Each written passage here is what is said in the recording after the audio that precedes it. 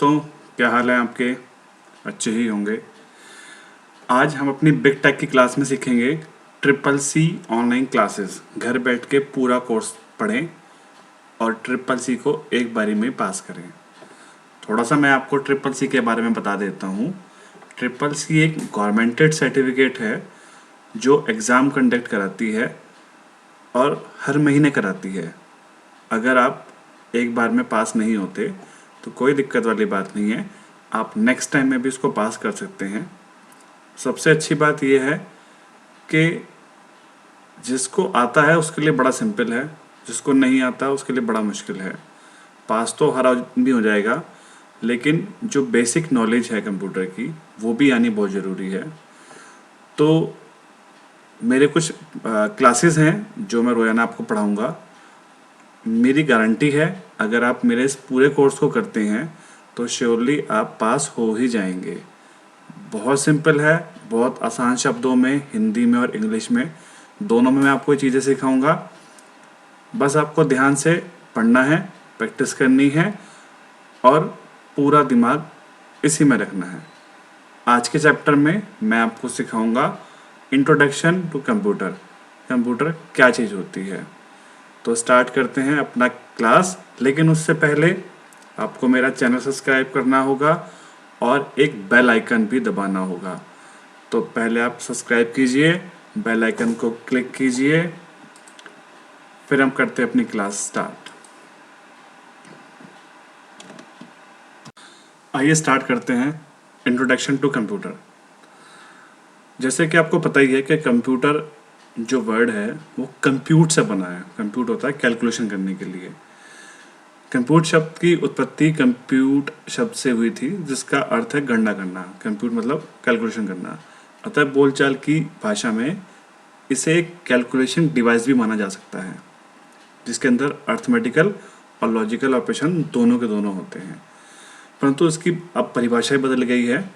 अब उसको केवल कैलकुलेशन नहीं करनी, उसको म्यूज़िक, ग्राफिक और इंटरनेट के क्षेत्र में भी हर जगह इसका यूज़ हो रहा है। बेसिकली क्या करता है, ये एक इलेक्ट्रॉनिक डिवाइस है जो डाटा को एक्सेप्ट करता है और उसको स्टेप बाय स्टेप प्रोसेस करके उसको इंफॉर्मेशन में बदल देता है और फिर उसका आउटपुट शो करता है। उसको डाटा को स्टोर भी करता है, उसको मैनिपुलेट भी करता है, उसको सही करता है कि डाटा सही आ रहा है या नहीं आ रहा है। इसके बाद चलते हैं इसका इतिहास। इतिहास क्या है कि सबसे पहले कंप्यूटर में पहले गणना करने के लिए प्रयोग में ले जाने वाली डिवाइस को हम बोलते थे abacus. Abacus is the first computer. जितनी ये लाइनें की गई हैं ये इसलिए की गई हैं ताकि जो ये लाइनें हैं बेसिकली क्वेश्चंस ही हैं आपके ट्रिपल सी के। जैसे कंप्यूटर का क्वेश्चन आ जाएगा कि पहला कंप्यूटर किसको बोलते हैं, तो abacus is the first computer. तो ये लिखा हुआ रहता है कि अबेकस पहला कंप्यूटर है इसका। बाद में पास्कल और लाजेस और जैकब और ये जितने भी हैं अलग अलग डिवाइसेस बन गई थी, लेकिन इसके अंदर मेमोरी नहीं थी। फिर 17वीं शताब्दी में चार्ल्स बेबेज ने एक मशीन बनाई और उसके अंदर मेमोरी डाली। उस मशीन से ही, उस मेमोरी से ही आज के ज़माने का जो कंप्यूटर जो आप देख रहे हो, जिसको आप पढ़ रहे हो, ये वही चीज़ है। तो इसका जो फादर ऑफ कंप्यूटर कहला जाता है वो चार्ल्स बेबेज कहला जाता है, जिसको कंप्यूटर का पितामह भी बोलते हैं। ENIAC प्रथम इलेक्ट्रॉनिक कंप्यूटर है और यहीं से इलेक्ट्रॉनिक कंप्यूटर का युग शुरू हो गया था। इलेक्ट्रॉनिक कंप्यूटर को 4 जनरेशन में बांटा गया है, जिसको हम आगे बताते हैं। फर्स्ट जनरेशन स्टार्ट हुआ था 1945 से 1954 तक, जिसमें वैक्यूम्स ट्यूब लगती थी। वैक्यूम्स ट्यूब्स के बारे में अगर आपको पता हो तो पुराने ज़माने के रेडियो थे जो वैक्यूम ट्यूब से चलते थे। तो पहली जनरेशन के जो कंप्यूटर थे वो भी वैक्यूम ट्यूब से ही चलते थे। उसके बाद ट्रांजिशन टेक्नोलॉजी आई जो इतनी ज़्यादा सक्सेसफुल नहीं हुई। उसके बाद आईसी आई। आईसी आपको पता होगा कि अगर आपने रेडियो देखा होगा या ट्रांजिस्टर देखा होगा या आपने अगर मोबाइल ही देखा होगा तो उसमें काली काली सी चिप होती है, उसको हम आईसी बोलती हैं। इसका पूरा नाम होता है इंटीग्रेटेड सर्किट। और 1965 से 1974 तक आईसी का यूज़ किया गया था, उसी से कंप्यूटर चलता था। उसके बाद फिर प्रोसेसर टेक्नोलॉजी आ गई, जैसे हमें अब आज के ज़माने में P4 ड्यूल प्रोसेसर, जितने प्रोसेसर हैं ये जब 1975 के बाद ही आने शुरू हुए हैं। सबसे बात अच्छी है कि कंप्यूटर की विशेषताएं, कि इसकी क्या क्या विशेषताएं। कंप्यूटर की विशेषताएं तो जितनी आप बोलो उतनी कम है। इसके अंदर स्पीड भी है, काम जल्दी कर देता है, एक्यूरेसी है, बिल्कुल सही काम करता है, और डाटा को स्टोर भी कर लेता है। और आज के ज़माने में कोई भी ऐसा काम नहीं है जो कंप्यूटर ना कर सकता हो, और बिल्कुल सही करता है। इसके अलावा हम आते हैं कंप्यूटर के प्रकार। कंप्यूटर के क्या क्या प्रकार हैं। कंप्यूटर के प्रकार में कंप्यूटर के आधार पे हम उसको माइक्रो, मिनी और मेन फ्रेम में बदल देते हैं। माइक्रो कंप्यूटर एक छोटा सा कंप्यूटर होता है जिसको एलयू और सीपीयू एक ही चिप में लगे हुए होते हैं। एक होता है मिनी कंप्यूटर, ये माइक्रो कंप्यूटर से थोड़े से ज़्यादा हैवी होते हैं और एक साथ कई सारे लोग उस पर काम कर सकते हैं। मेन फ्रेम बहुत बड़े बड़े कंप्यूटर होते हैं। अगर मैं आपको बताऊं कि बैंकों में जो लगा होता है, जैसे कि आप देखते हो कि स्टेट बैंक में अगर कोई लगा हुआ है तो यही वाले कंप्यूटर लगे हुए हैं। इनका डाटा एक जगह स्टोर होता है और बाकी हर बैंक उसको यूज़ करता है। एक होते हैं सुपर कंप्यूटर। सुपर कंप्यूटर होते हैं जो 1976 में पहली बार बनाया गया था, और भारत के सुपर कंप्यूटर का नाम है परम 10,000। इसको मैं आगे भी इंग्लिश में बता दूंगा क्या क्या चीज़ें हैं। और इसके लिए सुपर कंप्यूटर बेसिकली सैटेलाइट के काम में ज़्यादा यूज़ होता है, कि जो हमने सैटेलाइट ऊपर भेजे हैं उनसे हमें डाटा कलेक्ट करना है तो हम सुपर कंप्यूटर से उसको लेते हैं। Electronic computer analogue and digital computer होते हैं। एनालॉग कंप्यूटर में डाटा ट्रांसमिशन और एक सीधी रेखा में होता है, जिसका एनालॉग ट्रांसमिशन कहते हैं, जैसे तापमान, पारे और अन्य भौतिक प्रकृतियों की सूचनाएं। जब डिजिटल कंप्यूटर का प्रयोग बाइनरी में 0 या 2 फाल्स सिग्नल के द्वारा होता है। ये सिग्नल डिकेटेड होते हैं। थोड़ा सा इसको मैं डिटेल में समझाता हूँ कि जो बेसिकली कंप्यूटर होते हैं वो आपका टेम्परेचर कितना हो रहा है, हम अपने मोबाइल पे देखते हैं कि इतना टेम्परेचर हो रहा है, लेकिन जो इसके कंप्यूटर लगे हुए हैं वो अपने आप देख लेते हैं कि कितना टेम्परेचर, किस जगह कितना टेम्परेचर है। और बेसिकली कंप्यूटर की जो लैंग्वेज होती है वो होती है बाइनरी 0-1, ट्रू या फॉल्स। 0-1 बोल लेते हैं या उसको ट्रू या फॉल्स भी बोल लेते हैं। हाइब्रिड कंप्यूटर क्या होते हैं? हाइब्रिड कंप्यूटर होते हैं, हाइब्रिड कंप्यूटर एक प्रकार के कंप्यूटर में एनालॉग और डिजिटल कंप्यूटर दोनों ही विशेषताएं होती हैं। हाइब्रिड कंप्यूटर का सबसे अधिक प्रयोग चिकित्सा क्षेत्र में किया जाता है, जैसे ईसीजी मशीनें जो होती हैं वो डेट्स द हाइब्रिड मशीनें, हाइब्रिड कंप्यूटर। कंप्यूटर का सॉफ्टवेयर का कंसेप्ट क्या होता है? कंप्यूटर के देखिए 2 चीज़ होती हैं, एक सॉफ्टवेयर, एक हार्डवेयर। हार्डवेयर वो होता है जिसको हम छू सकते हैं, जैसे कि कीबोर्ड, माउस, स्पीकर, ये चीज़ें हार्डवेयर हैं। सॉफ्टवेयर जिन पे हम काम करते हैं, जैसे MS Word, MS Excel, paint, calculator, सब चीज़ें ये सॉफ्टवेयर्स हैं। इसमें भी ये लिखा हुआ है कि आधुनिक कंप्यूटर में हार्डवेयर जैसे मदरबोर्ड, वीडियो मतलब होता है विजुअल डिस्प्ले यूनिट, और सेकेंडरी स्टोरेज, माउस, प्रिंटर, सब चीज़ें जितनी भी हैं सारी की सारी ये हार्डवेयर हैं। सॉफ्टवेयर क्या होते हैं? जिनसे हम अपना सारा काम करते हैं। जैसे कि मैंने अभी जो आपको पढ़ा रहा हूँ ये अडोब रीडर की फाइल है, और उसी से मैं आपको सिखा रहा हूँ। सॉफ्टवेयर हमारे सिस्टम को कार्यशील बनाता है। यह निर्देशों का एक सेट होता है। सॉफ्टवेयर ही कंप्यूटर को इंटेलिजेंस देता है। यह यूज़र सॉफ्टवेयर पे ही कार्य करते हैं। सॉफ्टवेयर 2 तरह के होते हैं, सिस्टम सॉफ्टवेयर और सिस्टम सॉफ्टवेयर वो होते हैं जो सिस्टम को चलाने में हेल्प करते हैं। देखिए आप अभी काम कर रहे होंगे MS वर्ड में, एक्सेल में या इंटरनेट एक्सप्लोरर में, लेकिन अगर आप देखें तो इनके पीछे भी कई सारे सॉफ्टवेयर हैं जो नेट चला रखा है, स्पीकर से आवाज़ आ रही है, आपने प्रिंट दिया तो प्रिंट निकल के आ गया, आपका माउस चल रहा है। तो ये जितने भी सॉफ्टवेयर हैं सारे सिस्टम सॉफ्टवेयर कहलाते हैं। और सिस्टम सॉफ्टवेयर जो होते हैं वो कंप्यूटर के बैकग्राउंड में काम करते हैं। दूसरे होते हैं एप्लीकेशन सॉफ्टवेयर, जिन पे यूज़र अपना एप्लीकेशन करता है, जैसे नोटपैड हो गया, MS ऑफिस हो गया, गेम्स खेलते हैं हम लोग, डेट्स द एप्लीकेशन सॉफ्टवेयर। ये एप्लीकेशन सॉफ्टवेयर कहलाते हैं। इनपुट डिवाइसेस क्या होती हैं? जो कंप्यूटर को इंस्ट्रक्शन देती हैं कि जो आप काम कर रहे हो वो सही कर रहे हो या नहीं कर रहे हो। Input devices suppose keyboard. Keyboard जो होता है वो आपका एक इनपुट डिवाइस है। जो भी हम इंस्ट्रक्शन हमें कंप्यूटर को देनी है हम उस कीबोर्ड पे लिख देते हैं, वो हमारे सामने स्क्रीन पे आ जाता है। इसके बाद माउस। माउस, जब भी आप माउस क्लिक करते हैं तो जो एक्शन आपको परफॉर्म करना है वो आप माउस पे क्लिक कर देते हैं, वो एक्शन परफॉर्म हो जाता है।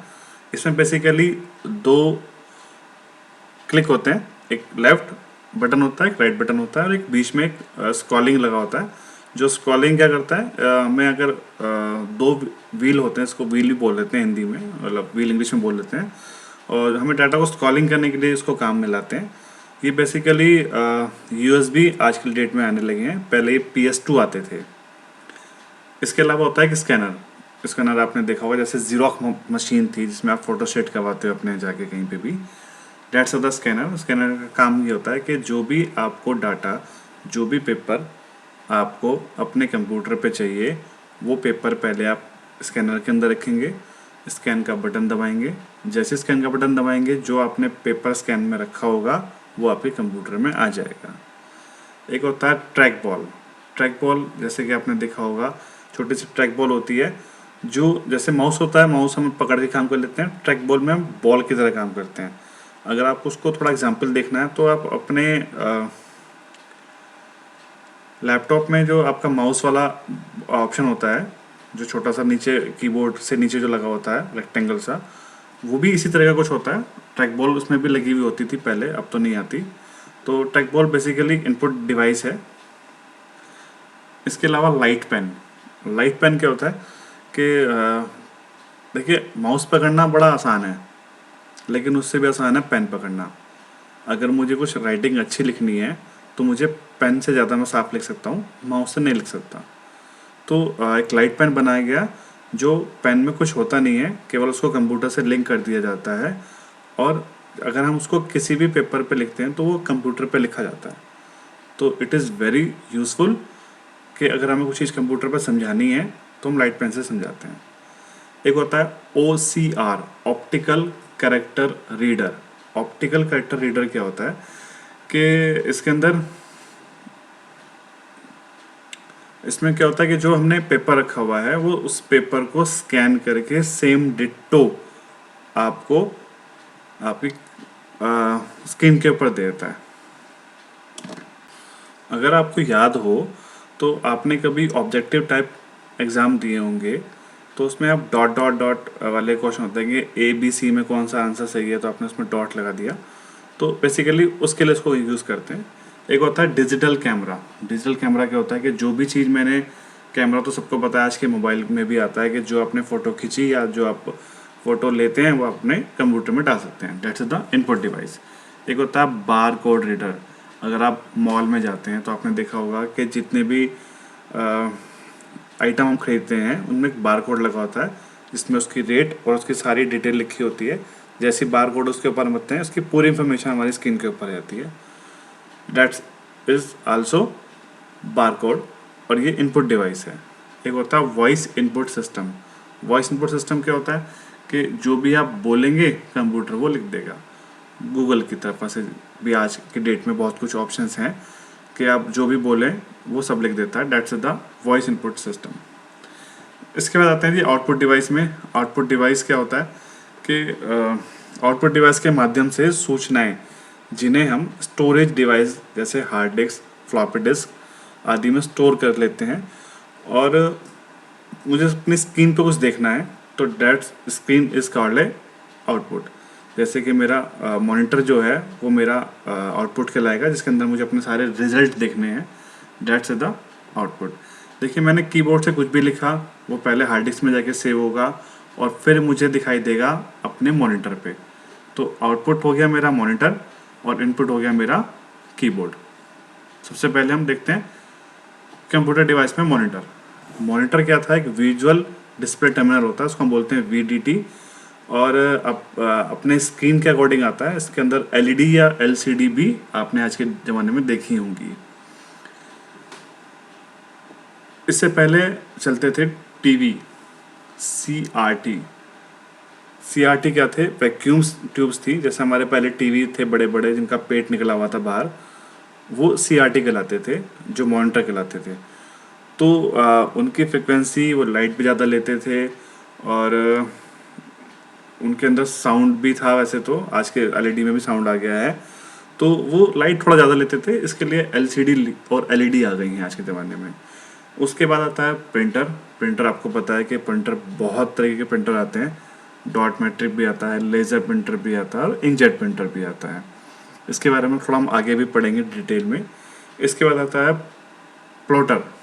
प्लॉटर क्या होता है? अगर आपने बड़े बड़े बैनर देखे होंगे तो उस बैनर को छापने के लिए भी एक प्रिंटर आता होगा, वो प्रिंटर प्लॉटर कहलाता है, जिससे हम बड़े बड़े बैनर उसमें छाप सकते हैं। एक होता है प्रोजेक्टर।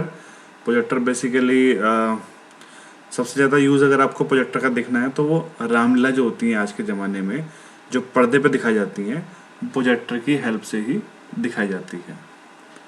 इसके आगे चलते हैं हम प्रोसेसिंग डिवाइस।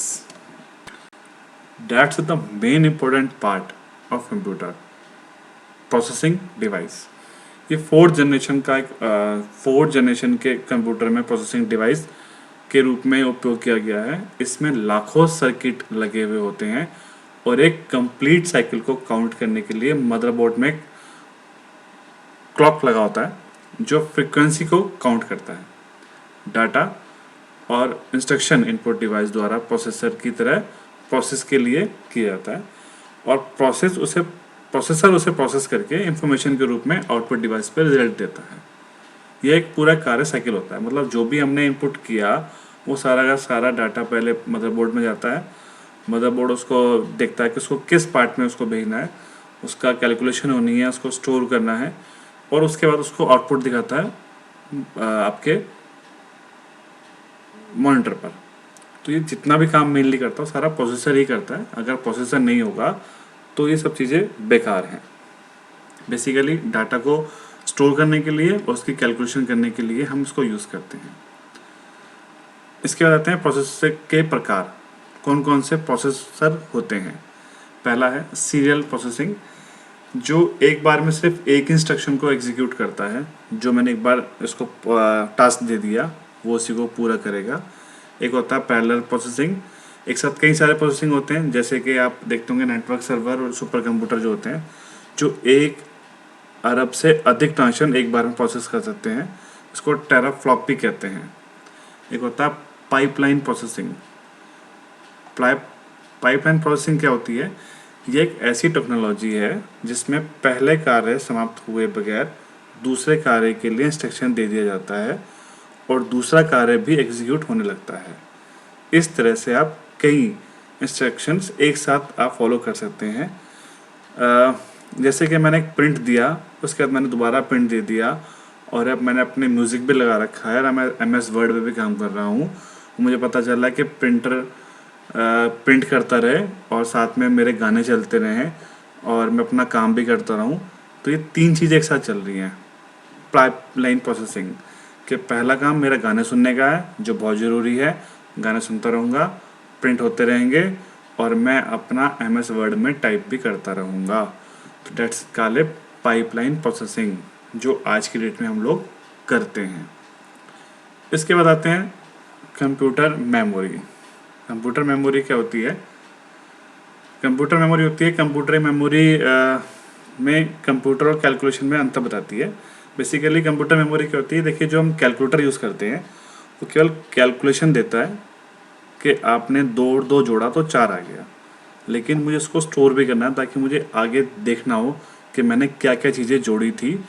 तो डेट्स द कंप्यूटर मेमोरी, जो कंप्यूटर अपने आप पे स्टोर कर लेती है। जैसे कि आप अपने मोबाइल पे फ़ोटो खींचते हैं तो सारी फ़ोटो आपकी स्टोर हो जाती है। That's the computer memory. Computer memory आपकी हार्ड डिस्क में जाके सेव होती है या आप चाहो तो उसको पेन ड्राइव में भी ले सकते हो। इसमें एक होती है random access memory. Random access memory क्या होती है? रैम होती है। रैंडम एक्सेस मेमोरी का शॉर्टकट नेम रैम है और ये रीड ओनली मेमोरी होती है।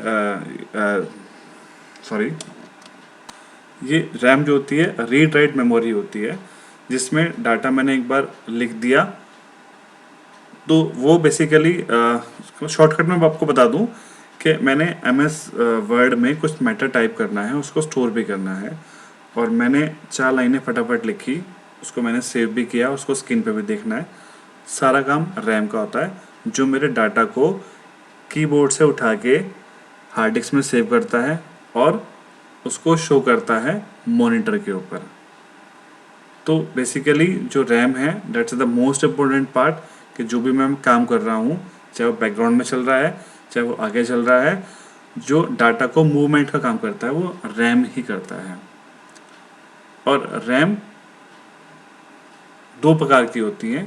यस रैम, ये एक स्टैटिकल रैंडम एक्सेस मेमोरी होती है, इसकी स्पीड थोड़ी तेज़ होती है और ये हमेशा कंप्यूटर के अंदर ही लगी होती है। आपने देखा होगा कि कौन कौन सी रैम है जी, DDR रैम है, DDR2 है, DDR3 है, डेट्स द अलग अलग टाइप्स की मेमोरी होती है। और ये मेमोरी फिक्स नहीं होती, ये अपने अपने समय को पूरा करने के लिए, अपनी टास्क पूरा करने के लिए होती हैं। जो टास्क पूरा हुआ फिर नेक्स्ट टैक्स वो लेके बैठ जाती हैं। इसके अलावा एक होता है रोम, रीड ओनली मेमोरी।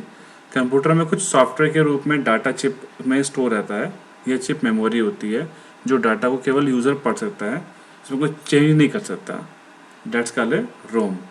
देखिए जब कंप्यूटर में स्टार्ट करते हैं तो आपने देखा होगा कुछ लिखा हुआ आता है, बहुत कुछ लिखा हुआ आता है, और वो फटाफट फटाफट कंप्यूटर स्टार्ट होना स्टार्ट हो जाता है। डेट्स जो वर्किंग होती है वो रोम की होती है। जो रोम होता है, जैसे हम कंप्यूटर को स्टार्ट करते हैं, तो सीधा सीधा वो बायोस पे जाता है, बेसिक इनपुट आउटपुट सिस्टम पे, और उसको इंस्ट्रक्शन देता है कि यार ये फाइलें खोलो, तो वो फाइलें खोलना शुरू करता है। और बायोस ये चेक करता है कि सारे इनपुट और आउटपुट सिस्टम सही लगे हुए हैं या नहीं लगे हुए हैं, मॉनिटर लगा हुआ है नहीं लगा हुआ है, रैम लगी है नहीं लगी हुई है, हार्ड डिस्क लगी हुई है नहीं लगी हुई है। इंस्ट्रक्शन बायोस के बाद जो बायोस को इंस्ट्रक्शन देता है वो रोम देता है, और उससे सीधा हम जाते हैं अपने हार्ड डिस्क पे, हार्ड डिस्क से अपनी विंडो को लोड करते हैं, तब जाके हमारा कंप्यूटर स्टार्ट होता है। मेमोरी